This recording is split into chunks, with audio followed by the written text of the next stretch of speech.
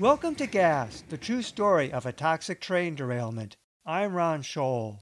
Last time on Gas, hundreds of people evacuated the Alberton area as a massive chlorine cloud spread to the east. We now continue with Part 1, Chapters 7 and 8. Chapter 7, Recon. Epigraph. Without protection, if you are downwind, you're in serious trouble. Gordon Hendrick. Daylight unveiled a dreary wet dawn.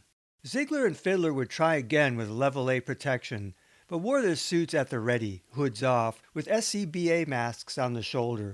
Normally, they walked carefully into a site with gear deployed, but now faced a drive to an uncertain location and couldn't see well enough to drive with masks on. Yet, Fiddler knew that chlorine is one of those chemicals you're sensitive to for a while, but then you become less sensitive to it, he said. You might not notice it as it becomes stronger. The plan was to find the wreck and observe from a distance while taking readings. Their monitor's intermittent beeping assured them it worked. The expensive device read oxygen and lower explosive levels, LEL, of flammable organics, with extra sensors for chlorine and carbon monoxide. A pump sucked in air to give real-time readings and time-weighted averages. They also carried pH papers for detecting acid moisture in the air or to use as a wipe. We were just reconning to take a look. No one knew where it was, Ziegler believed.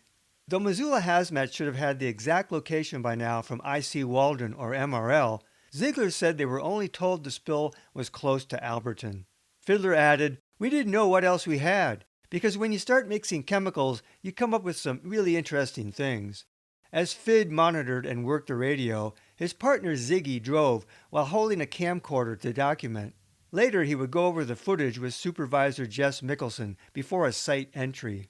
As the men left 9 Mile at 7:06 a.m., their monitor registered 0.1 parts per million of chlorine. Fiddler had the window cracked as he took readings and wiped pH samples off their vehicle. The pH was normal. Ziegler's camera revealed the gray dawn through windshield and wipers as they drove I-90 at about 25 miles per hour.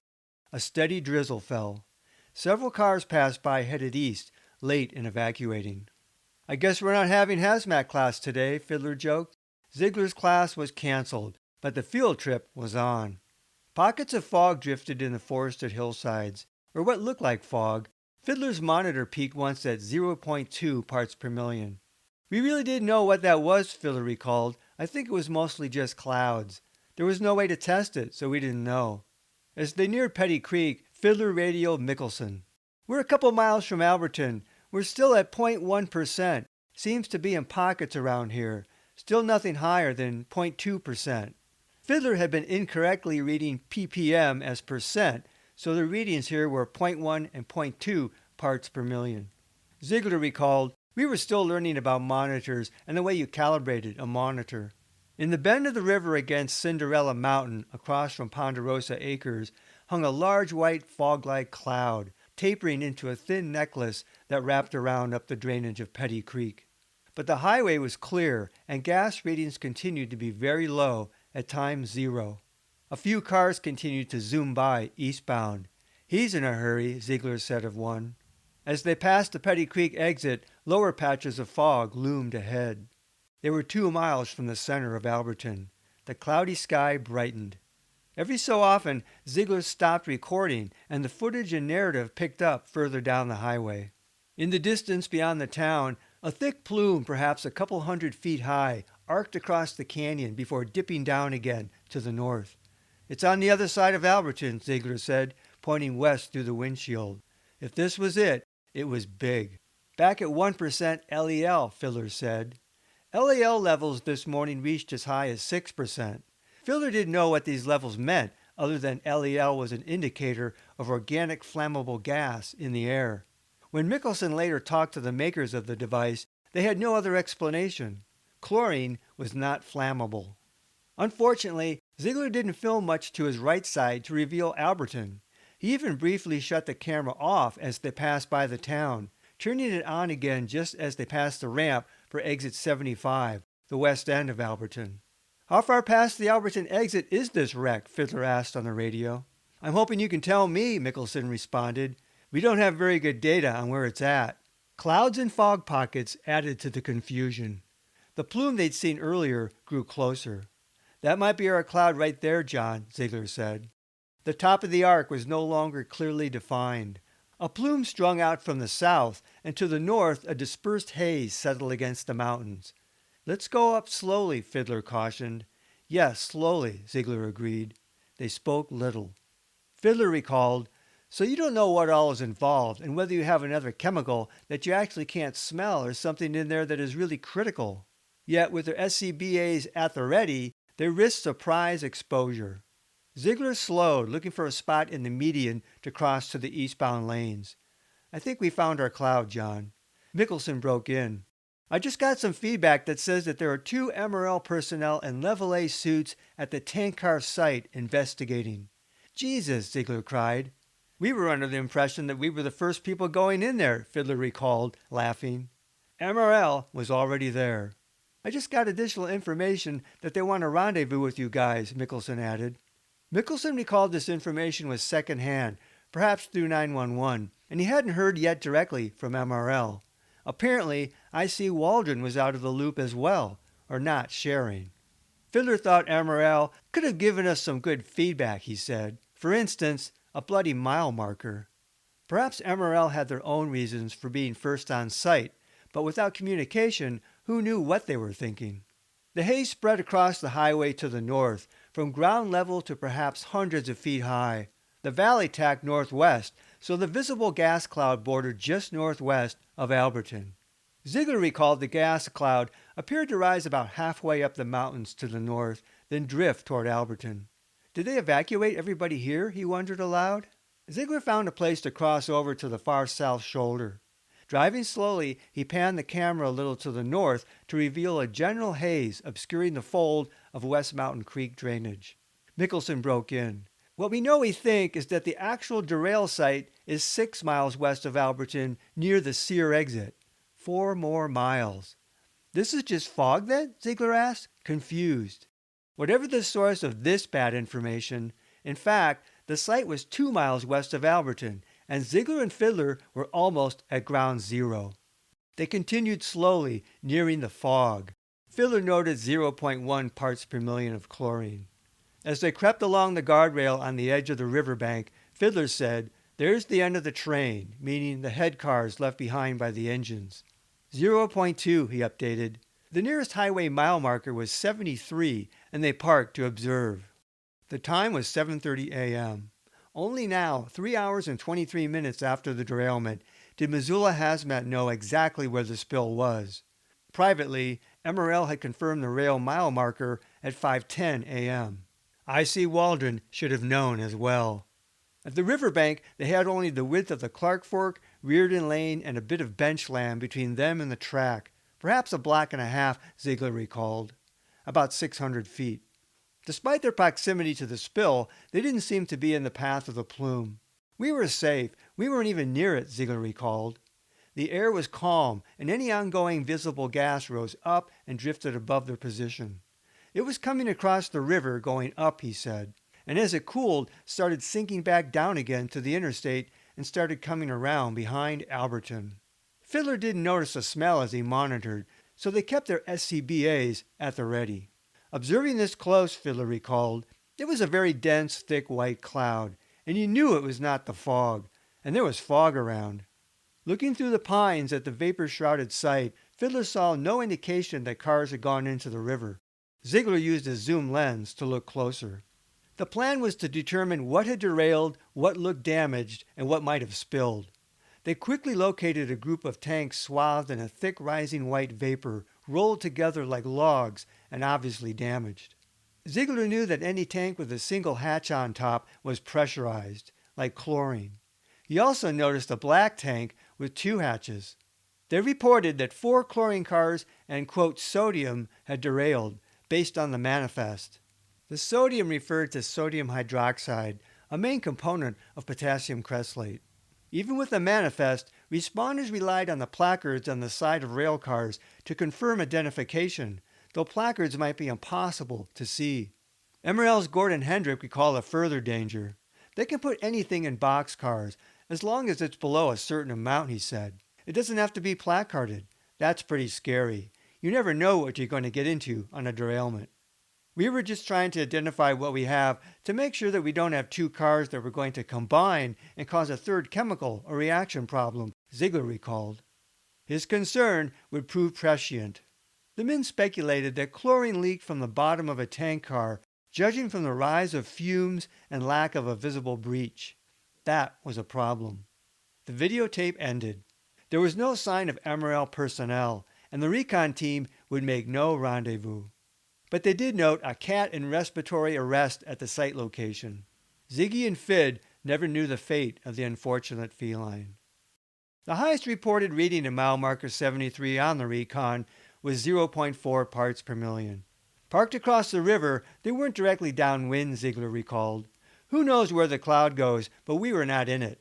Ziegler added that some gas also hugged the river, moving west downstream. Once away from the site, Missoula Hazmat reported a cloud was just to the northwest of the town of Alberton, and as they went through it, it got no higher than 4 parts per million. But Ziegler recalled, "We never did drive through the cloud. He didn't recall smelling anything, and we purposely rolled down the window, too." They definitely should have noticed up to 4 parts per million of chlorine. At 7:50 a.m., Missoula Hazmat noted the Recon team was returning, reporting, "The cloud is settling in the low areas. All readings were low on the monitor." Ziegler and Fiddler arrived back at 9 Mile at 8:05 a.m. As Missoula Hazmat reviewed the video, they noted one car is on its side and one is leaking. It's assumed at this point the overturned car is the leaking car. Hazmat didn't know what else might have breached. Missoula Hazmat updated that Alberton is being evacuated, along with a 6-mile-wide corridor along I-90 between Sear Bridge and the 9-mile hill. This was the first mention of evacuation as far west as Sear, though none of the logs reflected evacuations conducted west of the spill, except on Plateau Road. A Missoulian photographer took pictures from a helicopter at 8 a.m., soon after the Recon left the area. Zoomed in from above and somewhat east of the spill, the headline photo cropped out anything north of the spill. A small white gas cloud enveloped several tankers, expanding to a low, large cloud drifting up and back a couple hundred feet to the south. A separate photo revealed a close-up jumble of black and white tankers. In the April 12 Missoulian, the lead story read, "A dangerous white plume of chlorine gas floated over the site, shifting with the prevailing winds." 8 a.m. was likely the time that KPAX TV took their flight footage over the site. At one point, another helicopter came into view, and the scene in the video looked similar to news photos. A white vapor or gas concentrated over the tanks, with a thick plume rising up and back to the south, perhaps southeast. Nearby houses and ranch land on Plateau Road were enveloped in gas. No responders were visible. There was no clear view to reveal whether gas had drifted elsewhere, such as to the north as seen by Ziegler and Fiddler half an hour earlier, or to the southeast toward Alberton. News media focused on the site. The scene that responders and the media found was the aftermath, much less active than earlier. University of Montana chemist Garen Smith later explained that constant venting was cooling the air and making some more mist. Smith speculated on why a gas cloud continued to rise high up from the site, despite the density of chlorine and the cool day.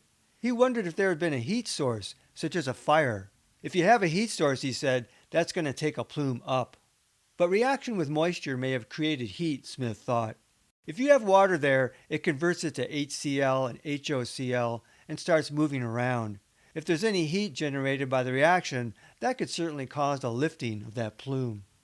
Another source of heat was a warming day, but at 8 a.m., with clouds, the temperature had barely begun to climb. The chlorine gas continued to surprise. Eyewitness accounts and sparse measurements showed that gas spread broadly east, upriver, along Bible Lane, through Alberton, past Petty Creek and Ponderosa Acres, up Roscoe Lane, and continued to spread east past Huson, perhaps into Frenchtown. Gas had also been reported north up the 9-Mile Valley and south up Petty Creek. Gas had also spread west as far as Fish Creek, likely riding the cool air mass above the river. Even as fresh gas continued to vent, older gas lingered in the area, and some gas held in pockets. 4 hours after the initial release, chlorine gas, subject to a complex environment, had probed all directions. After Ziegler and Fiddler returned to forward ops at 9 Mile, Missoula Hazmat reviewed their video. At 8:16 a.m., Missoula Hazmat reported some of MRL's own recon findings, now shared. Quote, MRL crew, ruptured tank chlorine, sodium hydroxide. That was the potassium cressolate. MRL's initial survey also reported 2 visible plumes. Missoula Hazmat was now in contact with MRL, and everyone wanted to meet. Having already visited the site without telling anyone, MRL sought official access. MRL proposed setting up at the Natural Pier Bridge around 10 a.m. and sending in a team of employees. But there would be no more entry until after a briefing at Frenchtown Command. Ziegler, no one knew what everybody else was doing, and that's finally when we put a stop and said, we're going to have a meeting. Because MRL was doing their thing, Frenchtown was doing their thing, we were doing our thing, and no one talked. The 8:45 a.m. briefing at the command post was attended by I.C. Waldron, Dave Swanson of MRL, and Missoula Hazmat's Jess Mickelson. Swanson announced that, based on MRL's entry, 4 chlorine cars had derailed and one had a rupture on the tank bottom with a, quote, big hole, vapor cloud. There had been no close inspection of the car. There was no indication that the dome valves had been damaged. MRL also noted a second chlorine car possibly leaked. Swanson said MRL had called in hazmat response from Seattle, a team from Georgia Pacific, makers of the chlorine. IC noted, there is some caustic material. The rain will aggravate the situation. MRL noted this car had a hole in its side. The caustic was the potassium cressolate, a non-pressurized liquid, and MRL implied that some had spilled and could react with water. MRL had also observed that a hopper of granular sodium chlorate had tipped over. The rain caused concern. Once wetted and dried, sodium chlorate, an oxidizer, could spontaneously ignite in contact with combustible organic material. Mickelson reported there was still a vapor cloud above Alberton. The Hazmat Recon and the MRL entry confirmed a detached gas cloud above Alberton, a shifting ongoing plume from the wreck, and that at least one chlorine tank had spilled and some potassium cressolate and sodium chlorate as well. The status of other cars, including the butane and hydrochloric acid, was uncertain. MRL now agreed to a joint recon, Missoula Hazmat's first entry and MRL's second. Chapter 8. Expansion. Beyond the evacuation zone. By daybreak, I.C. Waldron didn't think it necessary to extend the evacuation zone. But complaints of chlorine exposure near Huson continued, with reports of chemical smells as far east as Frenchtown. Huson had some 200 residents and Frenchtown 1,700, with more people living north in drainages. Sergeant Dave Ball noted the odor in Frenchtown around 7 a.m. I went up in the area of the 9 Mile because we had reports of complaints of smelling chlorine, he said. As soon as I left that school, I started smelling the odor, and then it would go away and come back, and it was kind of like I was going through zones. Ball used a filter respirator, taking the mask off to sniff the air, having no monitor. He smelled chlorine in the lower 9 Mile as well as in 6 Mile drainages. I got the impression that this odor, basically the cloud, was moving in clumps of high concentration, he said, with gaps of good air or low odor in between. At 7:34 a.m., a Huson resident reported to 911, "We smell chlorine real bad at home here." Another resident complaint soon followed. The Emergency Operations Center informed 911 that areas east of 9 Mile were not being evacuated at this point. "What we're telling them is if they can smell the gas, they probably want to leave," they said. EOC effectively advised self-evacuation to those Huson residents that happened to call in, but no official order or advice had been issued to shelter in place or evacuate. A confusing approach in a day in which all evacuations had taken place after the arrival of the gas. Meanwhile, official evacuations wrapped up. Around 8 a.m., Deputy Hinch reported Ponderosa Acres evacuated. Even with 2 late helpers, this had taken over 2.5 hours, almost 4 hours, into the spill. At the same time, Deputy Van Wormer finished Southside Road, and Deputy Reed finished the belated evacuation near the mouth of 9 Mile, the furthest east of evacuations. Soon, Petty Creek Road south for an unspecified distance was also reported notified and evacuated. Hintz didn't recall any deputy having specific health complaints later that day. But I don't know, he said. Hintz felt fine until a few days later. I ended up with a bacterial infection and laid me up for about 2 weeks and took me a while to get back in shape, he said. I just lost energy and got down to the point where I couldn't move. I went into the hospital and got the antibiotics. Hintz said I attributed it to the chlorine spill, though he couldn't prove a connection. Among the deputies that had the worst exposures, Hintz, Van Wormer, Walrod, Reed, and Wilson, only Hintz would agree to an interview, perhaps reflecting a stoicism in the culture of sheriff's deputies. Around 10:30 a.m., Mineral County Sheriff Mickey O'Brien went to Mineral County Hospital. O'Brien was, quote, not feeling too well from his unprotected exposure. But beyond the evacuation zone, more calls came in. Between 8:30 and 9:30 a.m., residents reported chlorine smells as far east as Frenchtown. At 9:34 a.m., Deputy Reed reported to Ball that he was by the river across from 6 Mile, and my eyes are burning, he said. Ball, you might want to check with command and see if we shouldn't evacuate. If you're burning eyes, I'd say the levels are up. At 9:45 a.m., Missoula Rural Fire Department advised, Houston on the bottom needs to be evacuated, south of Interstate. Ball recalled, I knew of a lot of residences. I was worried about those. Evacuations east of 9 Mile could wait no longer. By 9:57 a.m., Waldron made the belated decision. Deputies were to use their discretion. Quote, if your eyes are burning and stuff, go ahead and start to move them, Waldron said. But these further evacuations would be called precautionary. The deputies planned on evacuating at the mouth of 6 Mile and up about 3/4 of a mile, as well as Houston at the exit.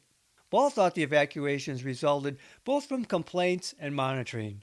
I think it was a combination, he said. You almost need a permanent monitor and then take an average to really do it right. You've got to weigh the complaints. Once in a while they're getting a good whiff because the wind changes. So it's probably not a good place to be. We were going on the physical attributes. If they're tearing, if they're coughing, tell them to get out. But there were no reports on monitoring in the Houston area, and none was conducted by deputies who had no monitors. Responder and resident complaints from the Houston area had been logged since 3.5 hours earlier, with Deputy Reed first suggesting further evacuations at 6:42 a.m., which Waldron declined. Some area residents thought they smelled gas as early as 5:30 a.m. People reported a range of symptoms. Waldron recalled, we made some precautionary evacuations along the river. Some residents to the east, he said, well, they could smell it, but based on everybody in Hazmat taking readings, they weren't at levels that anybody was at risk. Any such monitoring was undocumented. It wasn't clear how evacuating areas 3.5 hours after first reports of smells and symptoms was precautionary. The evacuation zone now stretched about 12 road miles from the spill site to Houston. 6 Mile Valley was the first drainage east of 9 Mile, 1 mile west of Houston. Scattered homes nestled in secluded pockets of hilly forest and meadows. John and Roxanne Zimet and their 2 sons lived on a small ranchette about 2 miles up the valley, some 11 miles east of the spill. Frenchtown Rural Fire Station 3 lay just downhill to the south of them. Chief Waldron lived nearby. A truck driver, John was returning home from Missoula when he was stopped at the Houston exit roadblock around 6:30 a.m. I could smell it. I could feel it burning my eyes and my throat, he said. Notably, Zimet said, the state patrol told me that he was supposed to be at the 9 Mile exit, but he called and requested to move back to the Houston exit because it was too strong for him. The officer requested to move even further back, but they wouldn't do it, he said. Zimet retreated to the Y and called Roxanne, who was a severe asthmatic. The smell of chlorine was noticeable as the family self-evacuated to Missoula before 8 a.m. They later drove back to Frenchtown for information. Roxanne, it's funny because as you drop down the hill right into the Frenchtown Valley, it was all of a sudden the air was just gone. Maybe it's because I have asthma and have had asthma for years, but my older son Jake has asthma too. It was just really, really hard to breathe, just right there.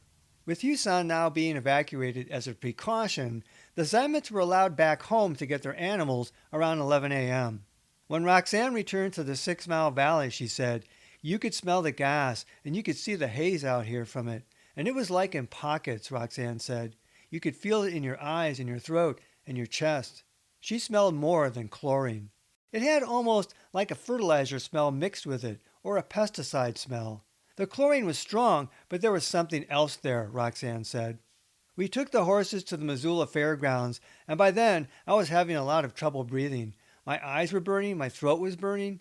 Earlier that day, she had stopped by an emergency room. They wanted to admit me then, but I told them I couldn't because I had my kids to take care of. They gave her some medication. No one advised decontamination. As a severe asthmatic, Zymet was an argument for, at the very least, advised evacuation or shelter in place in areas of potential low concentration, well in advance. The Zymet said that most people in their area, perhaps 80%, self-evacuated. Area neighbors of the Zymets, the Lundell family lived a mile up the 6 Mile Valley in a small gulch. Dan Lundell was a work-at-home artist. His wife Joyce worked at Stone Container. Joyce left around 5:30 a.m. for the Frenchtown pulp mill. Outside, she thought, "Boy, something smells like bleach." "I got a good whiff of it," Joyce recalled. "I didn't think nothing of it." She later got the news at the mill about the spill. "I kept asking, so what about 6 Mile?" "Nope, 6 Mile's safe." Dan Lundell hadn't a clue what was headed his way. After working indoors a while, sometime after 10 or 11 a.m., Lundell said, "I went out to get some of my junk out of the garage. It smelled so bad. It smelled like Hylex or bleach. I didn't know what was going on. I didn't have the faintest idea what happened. But it smelled so bad while I was in the garage that I could hardly stand it. My eyes started to water right away. And I thought, geez, Christ, what's going on? So I walked back in, got in the house, shut the door, and didn't think much more of it." But as Lundell hurried back and forth to the yard throughout that day, holding his breath as much as he could, the smell began to fill the house. He developed a strong headache, he said, and my eyes just completely watered. I couldn't see. His lungs burned and he struggled to breathe. I'll never forget that smell. It was so strong, it just burnt you right up inside. You couldn't hardly breathe. Here, too, geography influenced exposure. Houses were spread out in the 6 Mile Valley, and Lundell had a neighbor below him who noticed no smell. "It seemed like it settled in my little valley here," Lundell said. The Lundell's home sat about 600 feet above the river. "It was pretty strong in here," Joyce agreed. "So it's just like it blasted up this valley, and it just hung right on the tree line on the hill. It couldn't get nowhere, you know." Joyce checked on Dan in the afternoon, and he told her it's not quite as bad in the house. The precautionary evacuations down in Huson were rescinded that afternoon, but when Joyce came home that evening, "It got so strong we had the doors and windows closed," she said. "It got so strong in this house. I says, 'Dan, we cannot sleep here tonight.' I says, 'Christ, we'll probably never wake up in the morning.'" The Lundells left about 8:30 p.m., 16 hours after the derailment, and stayed 3 nights at a Missoula motel, which MRL paid for. No one ever notified them about evacuating, precautionary or otherwise. "I didn't know nothing," Dan said. "I was teed off, too, about that. If he had stayed home," he said, "I know I wouldn't have made it through those 3 nights." Charlotte Ringlob and family lived in Huson on the first bench above the Clark Fork River floodplain, about 11.5 road miles from the spill. When she awoke around 6:45, Ringlob recalled, "We smelled what we thought was chlorine, like a swimming pool, even with the windows closed." Soon after, a friend warned the family of the spill. "Before we ever got out of the house," she said, "our noses started bleeding, and my gums started bleeding, and our eyes were burning. Outside, the smell would just knock you over," she said. "It made our skin burn. Besides chlorine," she said, "there was something else, like one of those bug sprays, like Raid, you know, a pesticide smell." The Ringlobs self-evacuated. "All we knew was that the birds were flying east, so that's which way we were headed." Ringlob said her area of about 30 homes received a precautionary evacuation around 10:30 a.m. But most people had already left, she said, because the noses were bleeding and stuff. That night, the family took a motel room. The next day, Ringlob, her husband, and their 12-year-old daughter woke up feeling very sick and went to the ER. "My daughter and I were both treated with antibiotics and inhalers. She ended up with pneumonia," Ringlob said. Charlotte had burns in her throat, mouth, and eyes. No one advised decontamination. Tammy Weingarten family lived on a small hill just north of the Huson exit, about 12 miles from the spill. Around 5:30 a.m., she said, "My family and I woke up, and I had a sore throat. We slept with our windows open, and I smelled bleach. Concerned about her 4 children, Weingart called the Emergency Operations Center hotline set up after 6:30 a.m. They told her, "You guys don't have it out there." And I said, "My throat is sore. I woke up with a sore throat. We have it out here, you know." Her family and neighbors decided to self-evacuate. A half-mile to the north lived Weingart's sister, Deborah Ishler, and family. Ishler said, around 8 in the morning you could smell it really strong. As soon as you walked outside, you would cough and you would choke. She called the hotline to complain. The only thing they said to us was that if you could smell it, to be safe, get out. So we did. Without an official evacuation, they took time getting animals out. From the time I stepped outside, I was coughing, she said, and I was choking, really bad headaches. Your sinuses and your lungs felt like they were just permeated with it. Her eyes became irritated. Ishler's son recalled, everybody was coughing and wheezing. Ishler never saw a visible gas cloud.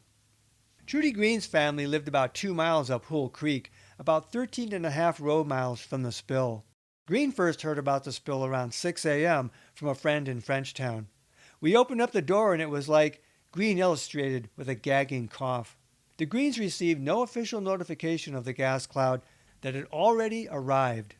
Green owned several llamas. I had to go down into the pasture and bring them up, she said. The gas immediately took my breath away, and I felt the burning in my nose, and I was having trouble breathing.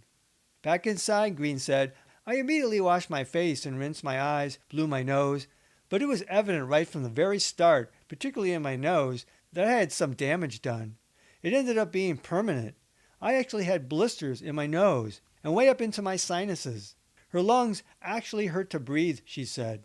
Green said the smell was absolutely in the house. Her kids complained that their noses burned. They smelled only chlorine and saw no visible gas cloud. Among all the areas evacuated east of the spill, the exposures experienced by people east of 9 Mile were most obviously preventable. Yet, evacuation was not called for until around 10 a.m., and then only as a, quote, precaution in limited areas near Huson. Such residents were allowed to return late that afternoon. No earlier advisory for self-evacuation or shelter in place was issued. Waldron claimed, based on undocumented readings, well, they could smell it, but they weren't at levels that anybody was at risk. But beyond the evacuation zone, east of 9 Mile, residents and responders up to 14 road miles from the spill reported a range of symptoms, including burning and watering eyes, burning skin, sinus blisters, bleeding gums and nose, headache, burning lungs, sore throat, coughing, difficulty breathing, and the triggering of asthma attacks. Many people had complained to 911, EOC, and responders. To the south, complaints came from other areas not evacuated. Around 7 a.m., Judy Castillo of the West Fork of Petty Creek reported to EOC a sweet chemical smell, getting stronger. Castillo and her husband self-evacuated after 8 a.m., reporting burning eyes, nausea, and vomiting. At 8:53 a.m., Sergeant Ball reported, I've had a number of calls from the West Fork. They are advising that their noses and eyes are watering, running, and they are saying they must get out. Residents had to go south into the mud trap at Graves Creek Pass or north into the gas cloud. People at Petty Creek were essentially trapped for self-evacuation. The West Fork ran northwest back towards the spill, and Ball speculated that gas came over the mountains into the drainage. News media showed a plume rising high up from the site and drifting south at 8 a.m. Residents of the West Fork said yes, the gas had arrived. I.C. Waldron issued no evacuation order or advisory for the West Fork of Petty Creek. Pam Robertson family lived 8.5 miles up Petty Creek. A Frenchtown volunteer firefighter, Roberts missed the first call. She smelled nothing at her house. Her volunteer partner, Mitch Hicks, who lived a mile north of her, staffed a roadblock up Petty Creek after his initial response. Around 10 or 11 a.m., Roberts visited Hicks, along with his wife, Kay.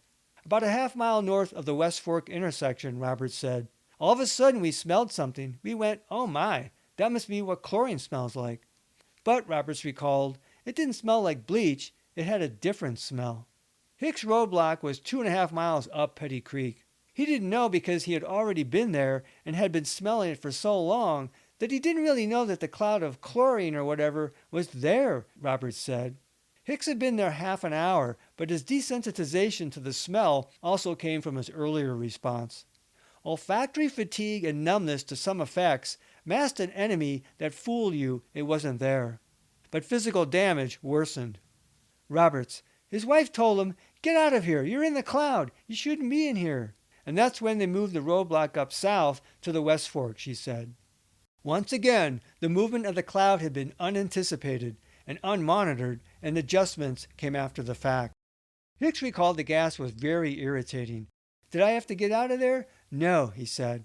Hicks may not have felt driven to leave, but admitted he was hoarse, his eyes watered strongly, and his sinuses were irritated.